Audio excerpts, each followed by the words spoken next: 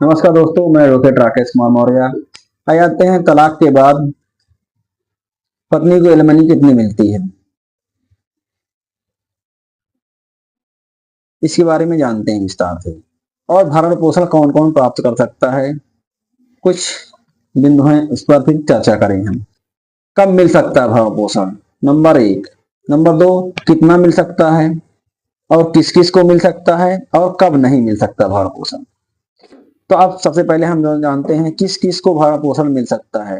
सबसे पहले आता है माता पिता को भरण पोषण मिल सकता है। जी हाँ, माता पिता भी अपने बच्चे से भरण पोषण के लिए दावा कर सकते हैं यदि बच्चा बालिग होना चाहिए और स्वस्थित होना चाहिए, तभी उसको भरण पोषण के लिए बाध्य किया जा सकता है। और माता पिता किसी भी तरह से सक्षम ना हो तो उसको अपने बेटे के लिए से भरण पोषण की मांग कर सकता है। दूसरा आता है पत्नी, वो भी भरण पोषण की मांग कर सकती है और बच्चे भी कर सकते हैं, चाहे वो वैध हो या अवैध भी हो, दोनों भरण पोषण के लिए मांग कर सकते हैं।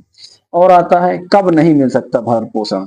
ये आता है यदि पत्नी सक्षम हो, कमा रही है, तो उसको भरण पोषण नहीं मिल सकता है।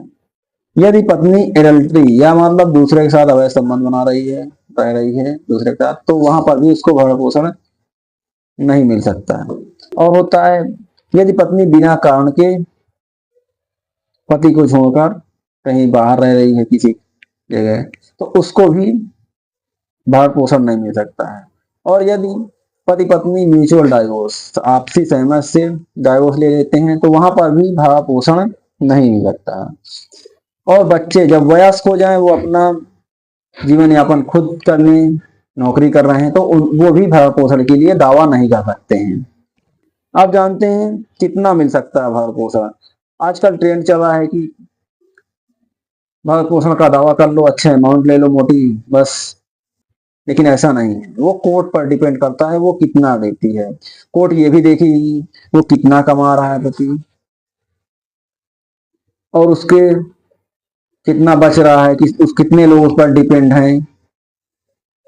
ये नहीं कि उसकी सैलरी है 10,000 या 1 लाख और आप उसमें से पूरा मांग लें कि हमको 80% 90% भरण पोषण में लीजिए, जैसा जबकि ऐसा नहीं है।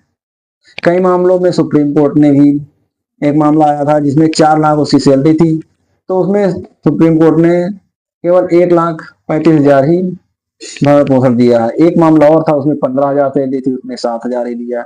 इस प्रकार अन्य कई सारे मामले हैं जिनमें कोर्ट देखती है बिना सोचे समझे नहीं, वो उस तरह से डिसाइड करती है कि कितना भरण पोषण दीजिए। अगर जैसे मान लो किसी की सैलरी 9,000 या 5,000 है, तो क्या पूरी सैलरी उसको दे दी जाएगी? नहीं, ऐसा नहीं है। उसका भी ध्यान रखा जाए कि उसके पास भी कुछ ना कुछ बचे पैसा, ऐसा नहीं है कि पूरा वो भरण पोषण में ही दे दे। ये रही जानकारी। अगर अच्छी लगी जानकारी तो कमेंट शेयर लाइक। धन्यवाद दोस्तों।